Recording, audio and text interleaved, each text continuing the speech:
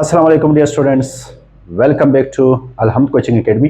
Dear students, आज हम gaseous chapter शुरू कर रहे हैं और इंशाल्लाह इसको पीएमसी के सिलेबस के मुताबिक पढ़ेंगे। आज पहला लेक्चर जो है ये जस्ट इंट्रोडक्शन है और हम थोड़ा सा इंट्रोडक्शन करेंगे इंशाल्लाह, फिर उसके बाद लास्ट डिस्कस करेंगे और रियल गैस, आइडियल गैस, इनके डिफरेंशिएशन इंशाल्लाह करेंगे, साथ में एमसीक्यूज भी करेंगे। बस आप लोग मेरे साथ रहिएगा। चलो शुरू करते हैं गैस के बारे में। हमारे पास बिस्मिल्लाह पढ़ते हैं अल्लाह का नाम लेके, आगे चलते हैं। हमारे पास क्या है स्टूडेंट्स, चैप्टर है वो है गैसियस। डियर स्टूडेंट्स, आपके पास जो मैटर होता है ना, मैटर के जो फिजिकल स्टेट होते हैं, मैटर के फिजिकल स्टेट जो होते हैं वो डिपेंड करते हैं इंटरमॉलिक्यूलर फोर्सेस पर। किस चीज पर डिपेंड करते हैं? इंटरमॉलिक्यूलर फोर्सेस पर डिपेंड करते हैं। तो डियर स्टूडेंट्स, आपके पास सॉलिड है, सॉलिड में इंटरमॉलिक्यूलर फोर्सेस बहुत ज्यादा होते हैं। और मैं ऐसे भी बोल सकता हूं कि आपके पास जो physical property of the matter जो है ना, वो स्टेट ऑफ द मैटर पर डिपेंड करते हैं। फॉर एग्जांपल सॉलिड है, सॉलिड में इंटरमॉलिक्यूलर फोर्सेस को मैं IMF बोलता हूं। इंटरमॉलिक्यूलर फोर्सेस बहुत ज्यादा होते हैं इनमें से, ठीक है डियर स्टूडेंट्स। अच्छा, साथ में आपके पास इसके बाद क्या है? इसके बाद है आपके पास लिक्विड भी मैटर का एक स्टेट है जिनमें इंटरमॉलिक्यूलर फोर्सेस इसके मुकाबले में थोड़े से क्या हो जाते हैं, कम हो जाते हैं, और इसका फिजिकल स्टेट सॉलिड से लिक्विड में आ जाता है। सिमिलरली अगर हम गैस पर आ जाएं, सो gas is also a state of a metal, और यहां पर भी इंटरमॉलिक्यूलर फोर्सेस लिक्विड से क्या होते हैं, कम होते हैं। डियर स्टूडेंट्स, हमने कंपैरेटिव स्टडी करनी है, याद रखिएगा, इंटीटेस्ट is the second name of comparative study, ठीक है। अच्छा, इसके बाद हमारे पास क्या है? प्लाज्मा है। इंशाल्लाह प्लाज्मा को भी एक टच देंगे और प्लाज्मा को भी हम क्या करेंगे, प्लाज्मा स्टेट को भी हम क्या करेंगे, डिस्कस करेंगे।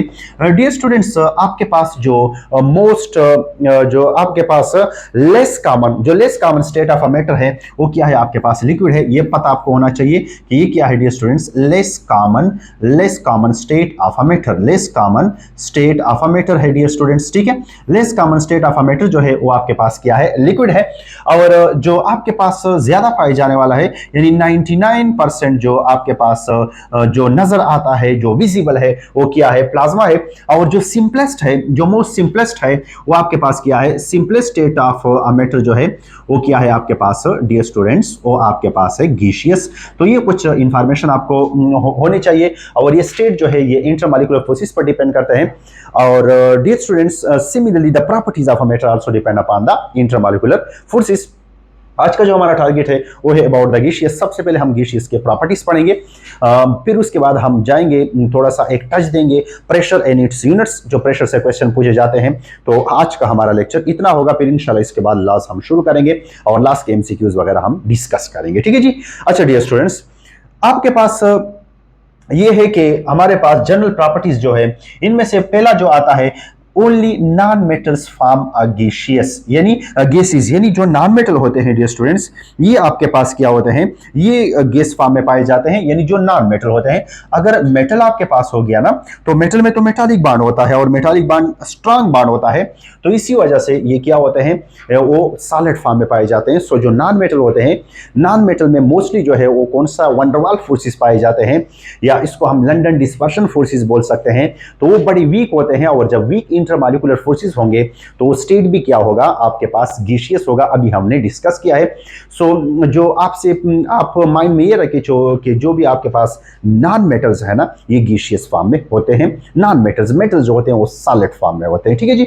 अच्छा, ये जरूरी नहीं है कि हर एक नॉन मेटल जो है वो किस फॉर्म में होगा, हर एक नॉन मेटल गैसियस फॉर्म में होगा, ये भी जरूरी नहीं है। फॉर एग्जांपल आपके पास कार्बन है, वो सॉलिड फॉर्म में है, डायमंड जो है वो सॉलिड फॉर्म में पाया जाता है, ग्रेफाइट जो है वो सॉलिड फॉर्म में पाया जाता है। तो डियर स्टूडेंट्स, ये भी जरूरी नहीं है। लेकिन नॉन मेटल आपके पास जो नोबल गैसेस हैं, आपके पास जो हैलोजेंस हैं, जिनमें से फर्स्ट 2 क्लोरीन और फ्लोरीन आते हैं, दे आर गैसियस स्टेट। ये कौन से स्टेट में होते हैं? गैसियस स्टेट में होते हैं, ठीक है जी। अच्छा, इसके बाद अगला जो है, the volume of a gas is equal to. अच्छा, ये बड़ा इंटरेस्टिंग सा है कि आपने एक कंटेनर लिया है। देखो डियर स्टूडेंट्स, आपने यहां पर एक कंटेनर लिया है, ये कंटेनर है आपके पास, लेट से। अब इस कंटेनर का वॉल्यूम जो है वो कितना है? 3 dm³ है। कितना है? 3 dm³ है। अब आपने इसके अंदर गैस के मॉलिक्यूल्स को अलाउ कर दिया, लेट से आपके पास 1000 गैस के मॉलिक्यूल्स हैं। अब गैस के मॉलिक्यूल ऐसे करते हैं कि वो लिक्विड की तरह या सॉलिड की तरह एक जगह पे आके कंबाइन नहीं होते हैं, वो पूरे इस कंटेनर के अंदर घूम रहे होते हैं और पूरे इस कंटेनर में वो क्या कर रहे थे, ऐसे चक्कर लगा रहे होते हैं।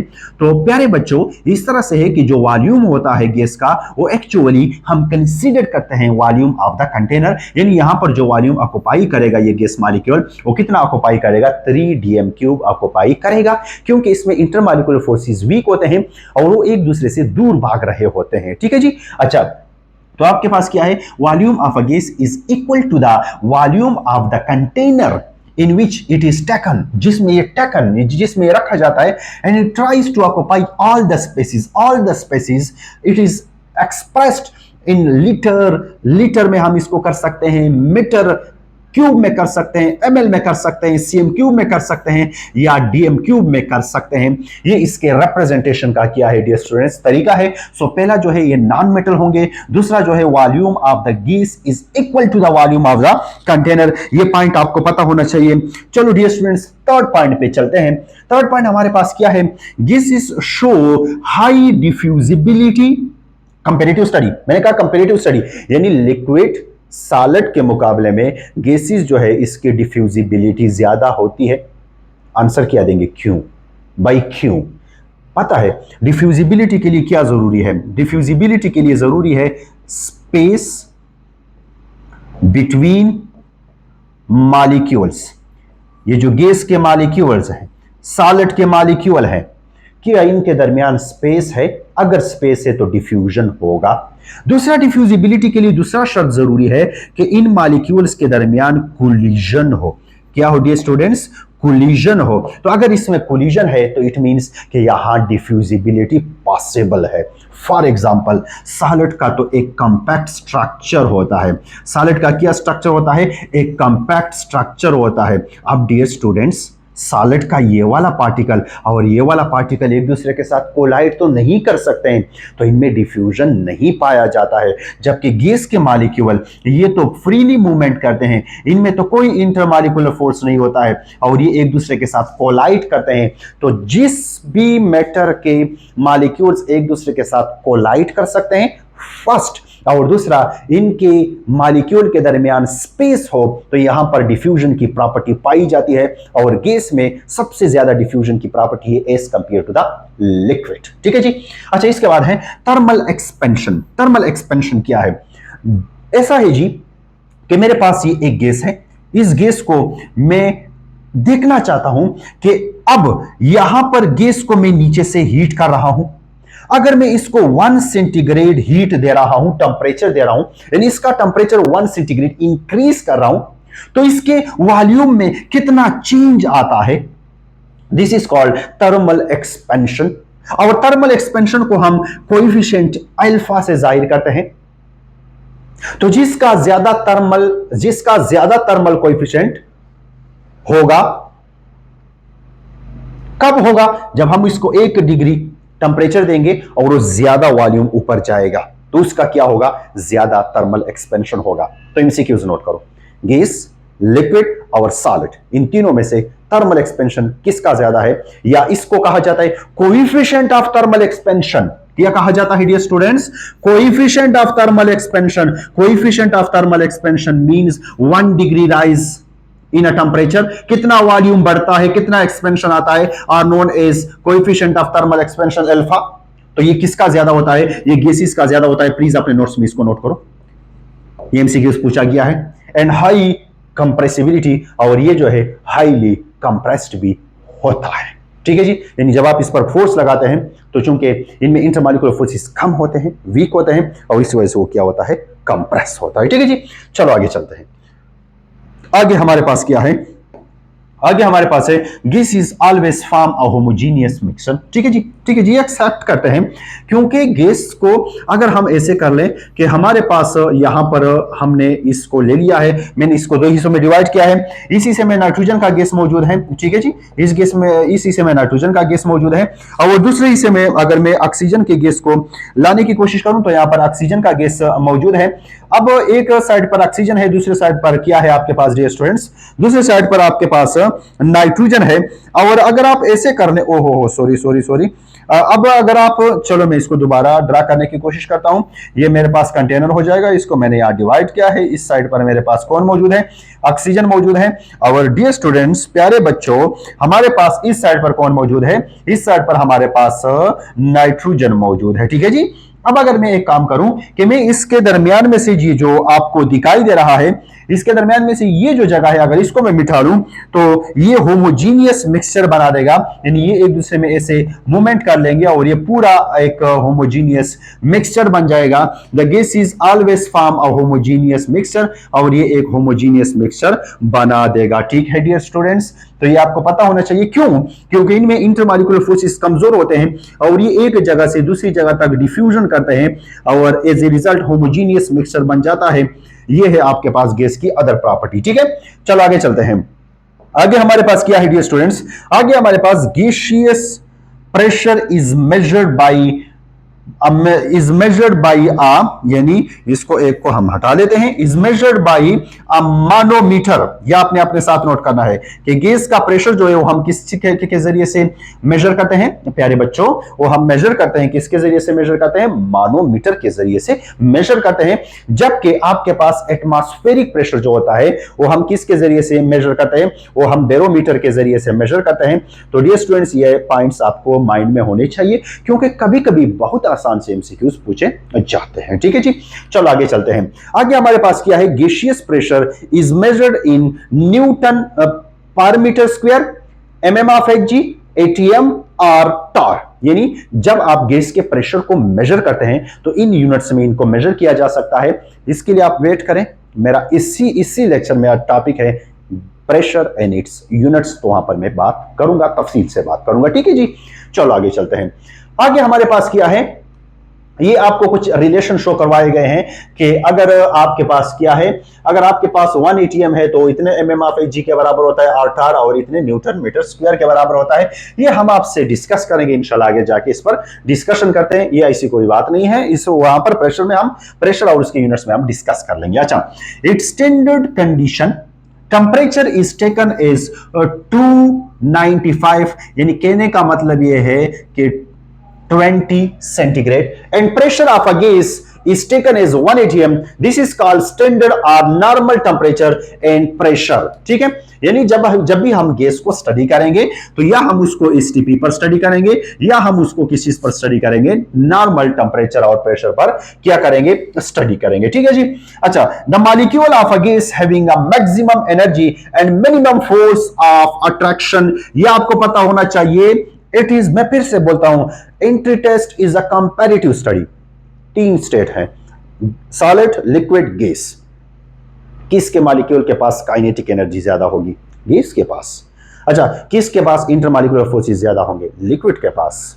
ठीक है जी। अच्छा, कौन ज्यादा स्पेस ऑक्युपाई करेगा? गैसियस, क्योंकि उनमें क्या है? उनमें से आपके पास इंटरमॉलिक्यूलर फोर्सेस कम होते हैं, वो एक दूसरे से दूर होते हैं, वो डिफ्यूजन कर सकते हैं। ठीक है जी।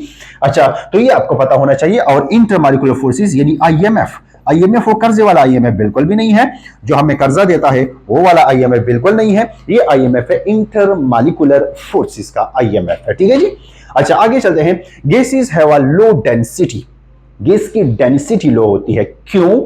हमें पता है density is equal to mass per unit volume, और गैसेस का वॉल्यूम ज्यादा होता है। ठीक है प्यारे बच्चों, गैसेस का वॉल्यूम ज्यादा होता है। गैस को आप जिस भी कंटेनर में अलाउड करें ना, उतना यदि आप इसको बड़े कंटेनर में अलाउड करें तो बड़े वॉल्यूम को ऑक्युपाई करेगा। सही है जी। अच्छा, the density of a gas is with respect to hydrogen is called relative density. यानी कभी कभी हम कंपैरिजन से मालूम करते हैं, जिस तरह के रिलेटिव एटॉमिक मास है डियर स्टूडेंट्स। ठीक है, तो जब भी आप गैस का डेंसिटी मालूम करते हैं ना और हाइड्रोजन से कंपेयर करते हैं, नॉर्मली हम हाइड्रोजन से कंपेयर करते हैं गैसियस सब्सटेंसेस का डेंसिटी, तो उसको हम क्या बोलते हैं? रिलेटिव डेंसिटी बोलते हैं। ठीक है जी। बाकी इसमें ऐसे कोई पॉइंट नहीं है, जस्ट आपके माइंड में ये होना चाहिए कि relative density of the gases जो है वो किसके साथ कंपेयर किया जाता है? हाइड्रोजन के साथ कंपेयर किया जाता है। ठीक है, चलो आगे चलते हैं। आगे हमारे पास क्या है? A gas below critical temperature is a vapour. ठीक है, vapour is the gaseous form of a solid और liquid at a room temperature. ठीक है डियर स्टूडेंट्स, ये आपके पास जो क्रिटिकल टेम्परेचर होता है ना, बिलो क्रिटिकल टेम्परेचर का वर्ड यूज हुआ है। अब क्रिटिकल टेम्परेचर क्या होता है? क्रिटिकल टेम्परेचर को हम टीसी से रिप्रेजेंट करते हैं, और ये वो टेम्परेचर होता है अगर इससे हम टेम्परेचर कम करते हैं तो आपका जो गैसेस होता है वो किस चीज में चला जाता है? वो वेपर्स में चला जाता है। किस चीज में चला जाता है? वेपर्स में चला जाता है। यानी वेपर्स मींस कि वो कंबाइन होकर अपना स्टेट चेंज कर रहे होते हैं और गैसियस से लिक्विड में जा रहे होते हैं। ठीक है, अ gaseous below a critical temperature is a vapour. ठीक है, यानी क्रिटिकल टेम्परेचर से नीचे ये क्या होता है? वेपर होता है। Vapour is the gaseous form of solid और liquid at a room temperature. यानी आपके पास गैसियस फॉर्म है किसी सॉलिड का या लिक्विड का, मींस ये है कि बिलो द क्रिटिकल टेम्परेचर, यानी अगर आप वो टेम्परेचर जिस पर एक चीज लिक्विड में बदल होता है, अगर आप उस टेम्परेचर को कम करेंगे, बिलो द क्रिटिकल टेम्परेचर लाएंगे, तो मॉलिक्यूल एक दूसरे के साथ रहेंगे। और जो आपको वेपर नजर आ रहे होते हैं ना, कभी कभी जो वेपर आपको नजर आ रहे होते हैं वो एक्चुअली गैसियस फॉर्म होता है। किसका? लिक्विड का या सॉलिड का। ठीक है, तो इसको हम क्या बोलते हैं? वेपर्स बोलते हैं। ठीक ठीक, अच्छा, इसके बाद क्या है? Vapour state can be liquefied by increasing the pressure. अब आपके पास क्रिटिकल टेम्परेचर से तो आप बिलो आ गए, आपके पास वेपर बन गए। अब अगर आप वेपर को दोबारा लिक्विड में लाना चाहते हैं तो आप एक काम करें, उस पर प्रेशर को इंक्रीज करें। While gaseous state can be liquefied by increasing pressure and decreasing temperature। सही है, यानी आपके पास एक मर्तबा वेपर बन गए हैं, बात को सुनो, एक मर्तबा वेपर बन गए हैं, इट मींस आप क्रिटिकल टेम्परेचर से बिलो आ चुके हैं। अब आप क्रिटिकल टेम्परेचर से बिलो आ चुके हैं, तो अब अगर आप इसको लिक्विड में ले जाना चाहते हैं तो आप जस्ट प्रेशर को इंक्रीज करें, लेकिन अगर आप एक गैस को जहां आपके पास वेपर नहीं बने हैं और आप गैस को ले आना चाहते हैं लिक्विड में, तो आपने दोनों काम करने हैं। टेम्परेचर को कम करना है जबकि प्रेशर को इंक्रीज करना है। ये पता आपको होना चाहिए, ये पॉइंट आपके माइंड में होना चाहिए। वेपर, गैस, लिक्विड, ये पॉइंट्स आपके माइंड में होने चाहिए। ठीक है जी, अच्छा जी, आगे चलते हैं। आगे हमारे पास एक पॉइंट है जिसको हम ट्रिपलेट पॉइंट बोलते हैं। इसको जस्ट आप रीड करें तो आपको आ जाएगा। सही है, solid, liquid and gases all phases exist together at a particular temperature and pressure. It is known as triple point. For water, the triple point occurs at a temperature of, शाबाश note करें, 0.0098 C and a pressure is 4.5 mm of H। देखो, तीन form है आपके पास matter के, liquid, solid, gas. ठीक है, ये तीनों फॉर्म में अगर एक चीज एग्जिस्ट कर रहा हो ना, कोई एग्जिस्ट कर रहा हो, यानी उसके वेपर भी मौजूद, उसके गैस भी मौजूद हो, उसका लिक्विड फॉर्म भी मौजूद हो और उसका सॉलिड फॉर्म भी मौजूद हो, इस पॉइंट को हम बोलते हैं ट्रिपलेट पॉइंट। और ये डिपेंड करता है किस चीज पर? टेम्परेचर और प्रेशर पर डिपेंड करता है। वाटर के लिए ट्रिपल पॉइंट का टेम्परेचर इतना होना चाहिए जबकि इसके लिए प्रेशर इतना होना चाहिए। ठीक है जी, चलो आगे चलते हैं। ये ट्रिपल पॉइंट जस्ट मैंने आपको ऐसे बोले इंजॉयमेंट के लिए दिया है। ठीक है, ऐसे इसमें ऐसी कोई बात नहीं है और नहीं ये हमारे कोर्स में पूछा जा सकता है। जस्ट आपके पास इंफॉर्मेशन होनी चाहिए। डियर स्टूडेंट्स, याद रखिएगा, जहां इंफॉर्मेशन आते हैं वहां खुद एतमादी आती है, जहां खुद एतमादी आती है वहां कामयाबियां पीछा करना शुरू कर देती है। तो इंफॉर्मेशन हासिल किया करें। ठीक है, चलो आगे चलते हैं। आगे हमारे पास क्या है? Pressure and its units. Dear students, ये इंट्री टेस्ट का बहुत इंपॉर्टेंट टॉपिक है, प्रेशर एंड इट्स यूनिट्स, और इस पर हम डिस्कशन करेंगे और इसके यूनिट से आपसे क्वेश्चन पूछे जा सकते हैं। तो आपके पास सबसे पहले हम प्रेशर को अगर डिफाइन करना चाहें तो डियर स्टूडेंट्स, ये मेरे पास हो जाएगा एक कंटेनर, और इस कंटेनर के अंदर मेरे पास गैस के मॉलिक्यूल्स हैं। ठीक है जी, ये कंटेनर के अंदर मेरे पास गैस के मॉलिक्यूल्स हैं। ओके, ये मेरे पास गैस के मॉलिक्यूल्स हैं। अब अगर ऐसे करें कि ये गैस के मॉलिक्यूल जो आते हैं वो यहाँ पर एक दूसरे के साथ भी कोलाइड करते हैं और with the wall of the container भी कोलाइड करते हैं। जब ये with the wall of container collide करते हैं तो प्यारे बच्चों इस पे फोर्स लगाते हैं और पर यूनिट एरिया लगाते हैं। So the force per unit area is called pressure. इसको हम क्या बोलते हैं? प्रेशर बोलते हैं। और यहां पर अगर एक और बात मैं कहूं प्यारे बच्चों कि आपके पास जितने ज्यादा मॉलिक्यूल होंगे, यानी जितने ज्यादा नंबर ऑफ मोल होंगे, उतने ज्यादा आपके पास क्या होंगे? शाबाश बोलो, उतने ज्यादा आपके पास क्या होंगे? नंबर ऑफ मॉलिक्यूल्स होंगे। जितने ज्यादा नंबर ऑफ मॉलिक्यूल्स होंगे तो per unit area per unit area उतना ज्यादा फोर्स लगेगा पर यूनिट एरिया उतना ज्यादा फोर्स लगेगा, सही है। तो इट मींस कि जितना आपके पास नंबर ऑफ मॉलिक्यूल यानी नंबर ऑफ मोल इंक्रीज होते हैं या number of molecule of gas increase होते हैं, तो जितने ये इंक्रीज होते हैं प्यारे बच्चों, उतना आपके पास क्या इंक्रीज होता है, प्रेशर इंक्रीज होता है। ये पहला पॉइंट आपके माइंड में होना चाहिए। अगली बात कहने जा रहा हूं कि ये जो प्रेशर होता है ना, the pressure of a gas is because of the collision of the gas particle with each other. सुनिएगा, विद ईच अदर यानी गैस के पार्टिकल जब एक दूसरे के साथ कोलाइड करते हैं तभी प्रेशर होगा, तभी इसको हम प्रेशर बोलते हैं, ठीक है। And with the wall of the container, और with the wall of the container वाला हम कंसीडर इसलिए करते हैं क्योंकि हमारे लिए मेजरमेंट के लिए आसानी होती है, हमें पर यूनिट एरिया आसानी से निकालना पड़ता है।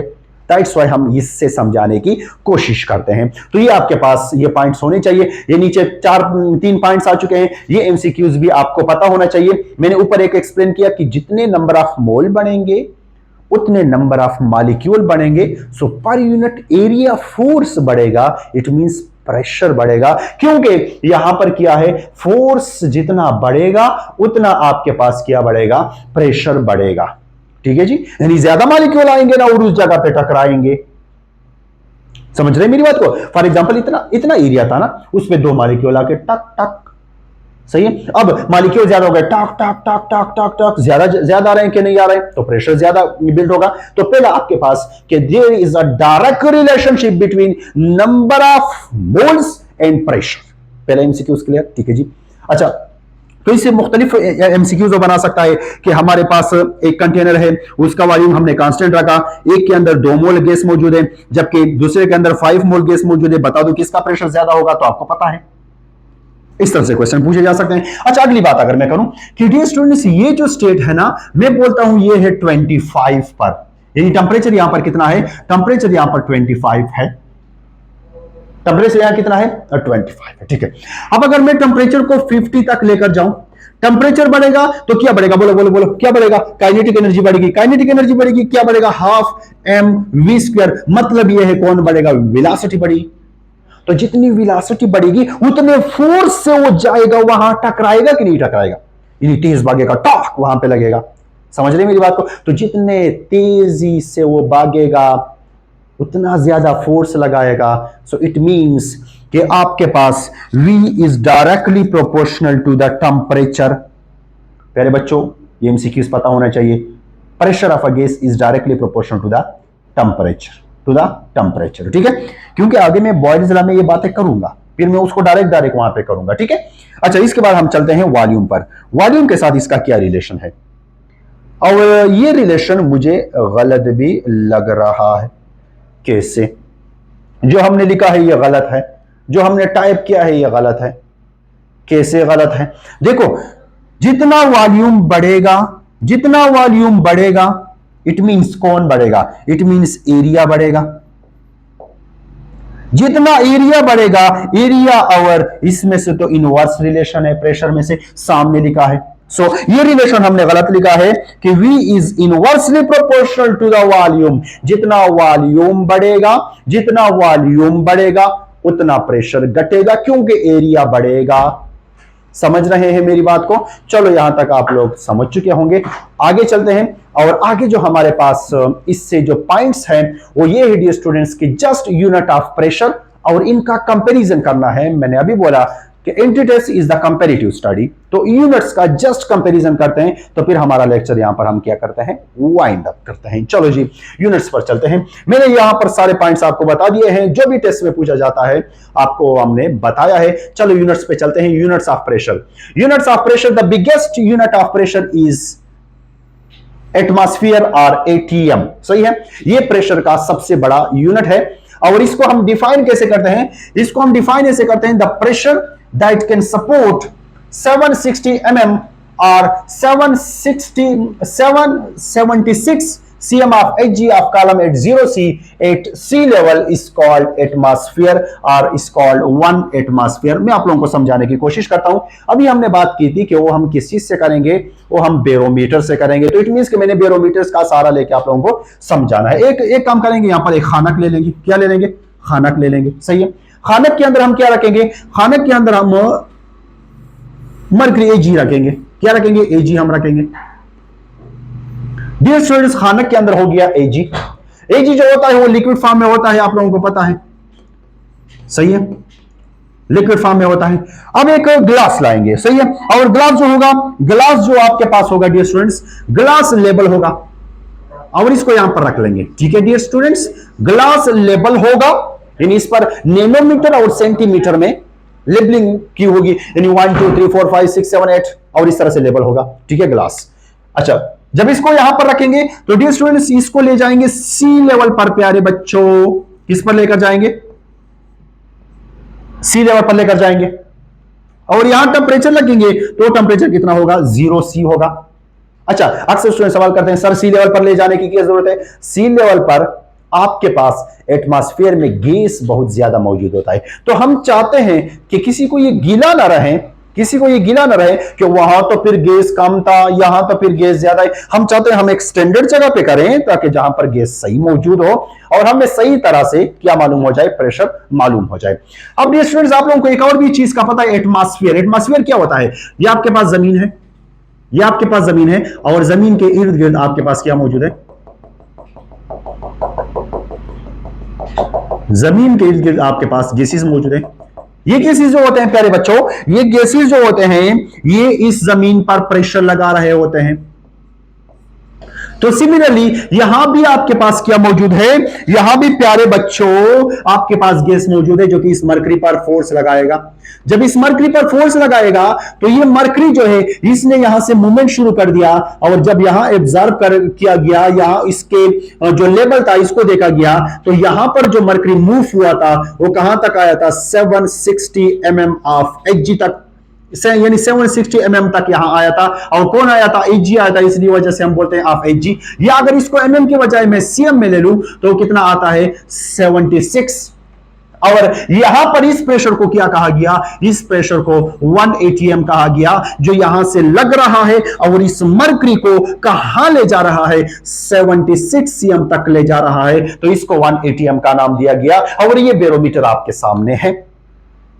ठीक है प्यारे बच्चों, समझ आ चुका होगा। ठीक है जी, चलो और डिस्कस करते हैं, कंपैरेटिव स्टडी करेंगे। कंपैरेटिव स्टडी करेंगे, कंपैरेटिव स्टडी से एमसीक्यूज पूछा जाता है। ठीक है, ये तो बस जस्ट हमने डिस्कस किया। इसके बाद क्या है, एसआई यूनिट, पहला यूनिट तो हो गया, इसके बाद है एसआई यूनिट। एसआई यूनिट को अगर हम देखें तो फोर्स पर यूनिट एरिया, तो यहां पर हो जाएगा न्यूटन और यहां पर हो जाएगा मीटर स्क्वायर, एरिया का मीटर स्क्वायर होता है। तो इसको अगर ऊपर लेकर जाएंगे तो हमारे पास क्या हो जाएगा, force newton metre square inverse. ठीक है जी, ये आपके पास इसका यूनिट हो गया, सही है। चलो आगे चलते हैं। सो यहां पर जो आपके पास न्यूटन मीटर इनवर्स स्क्वायर जो है ये पास्कल के बराबर होता है। ये एक साइंटिस्ट के नाम पर है, तो आपको ये पता होना चाहिए कि ये आपको पता होना चाहिए 1 न्यूटन मीटर इनवर्स यानी inverse square will be equal to the 1 pascal. Pascal is the name of the scientist, पता होना चाहिए प्यारे बच्चों, चाहिए जी। चलो आगे चलते हैं। अच्छा, note 1 atm will be equal to the, note कीजिएगा अब एटीएम का रिलेशन आ रहा है न्यूटन में यानी एसआई के साथ। 1 atm will be equal to the 101.325 newton metre inverse square या पर मीटर स्क्वायर। ठीक है, ये रिलेशन अब आप लोग मुझसे कहेंगे सर इसको प्रूफ करें, प्रूफ करने की कोई जरूरत नहीं है, जस्ट इसको याद रखें 101.325 या अगर इस न्यूटन मीटर को मैं चेंज करूं तो ये पास्कल के भी बराबर होता है। और अगर इसको मैं किलो में ले जाना चाहूं तो इसको मैं यहां पर 3 ऐसे मूव करूंगा, 1 2 3, सो 101.325 किलो पास्कल के बराबर होता है। ये कितने एटीएम के बराबर होता है, 1 एटीएम के बराबर होता है, प्लीज पता होना चाहिए। यही कंपैरिजन आपसे पूछा जा सकता है, यही कंपैरिजन की किया, ये इसके बराबर है कि नहीं है, या 1 एटीएम कितने किलो पास्कल के बराबर है, या 1 एटीएम कितने पास्कल के बराबर है, या 1 एटीएम कितने न्यूटन पर मीटर स्क्वायर के बराबर है। ठीक है जी, तो इतना आपको पता होना चाहिए। ठीक है, चलो आगे चलते हैं। आगे हमारे पास अगला आता है टॉर।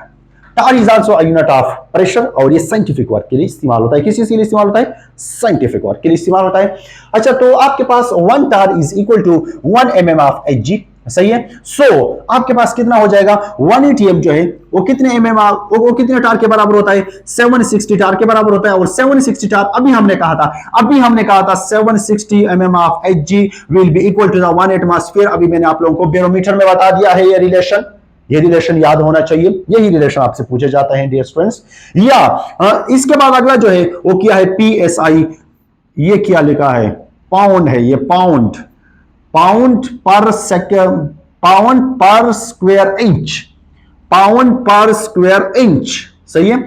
अच्छा जी, तो यहां पर आपके पास ये इंजीनियरिंग वर्क के लिए इस्तेमाल होता है। किस चीज के लिए इस्तेमाल होता है, इंजीनियरिंग वर्क के लिए इस्तेमाल होता है। और साथ में आपके पास क्या है, साथ में आपके पास बार है या मिली बार जो है ये भी आपके पास होता है। So dear students, 1 ATM is almost equal to the 1 bar या 1 ATM is exactly equal to the 1.01325 बार, इसके बराबर होता है।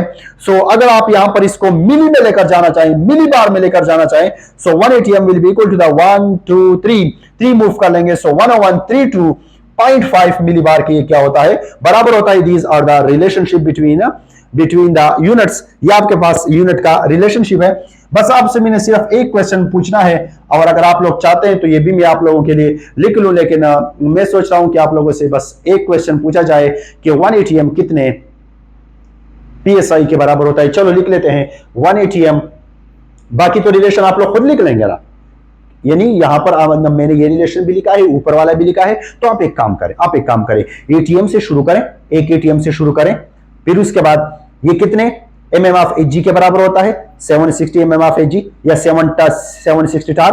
फिर उसके बाद ये कितने न्यूटन मीटर, 101.325 न्यूटन मीटर के बराबर होता है। उसके बाद पास्कल। इस तरह से एक पूरा आपके अपनी लिए लाइन बना ले, तो आपसे कोई कंपैरिजन फिर नहीं छूटेगा, ठीक है जी। अच्छा, तो 1 ATM will be equal to the 14.7 PSI के बराबर होता है, ठीक है। या आपसे ऐसे भी पूछा जा सकता है, इंटीटेस्ट है, इंटीटेस्ट तो स्मार्टनेस का नाम है, तो आपसे ऐसे भी पूछा जा सकता है कि 1 PSI यानी एक जो आपके पास PSI होता है, ये कितने मतलब 1 PSI will be equal to the how many ATM। तो आप इसको 1 डिवाइड बाई 14.7 ATM के बराबर होगा। आपसे ऐसे भी पूछा जा सकता है, ये आपसे ऐसे भी पूछा जा सकता है कि 1 टार जो है वो कितने ATM के बराबर होगा। 1 डिवाइड बाई 760 ATM के बराबर हो सकता है। ये इस तरह से आपसे कंपैरिजन में सवाल पूछे जा सकते हैं, ठीक है डियर स्टूडेंट्स। आप एक काम करें, आप जस्ट प्रेशर के यूनिट्स को एक लाइन में लिख लें अपने लिए, दो लाइन ये कवर करेगा, और फिर इसको जस्ट याद करें। आपसे कोई MCQs इस रिलेटेड नहीं छूटेगा। अगला मेरा टॉपिक है Boyle's law, Charles law and a graphical explanation of these both laws. इंशाल्लाह MCQs के साथ में डिस्कस करेंगे। अब तक के लिए इतना ही। बहुत सारा ख्याल रखिएगा। अल्लाह हाफिज।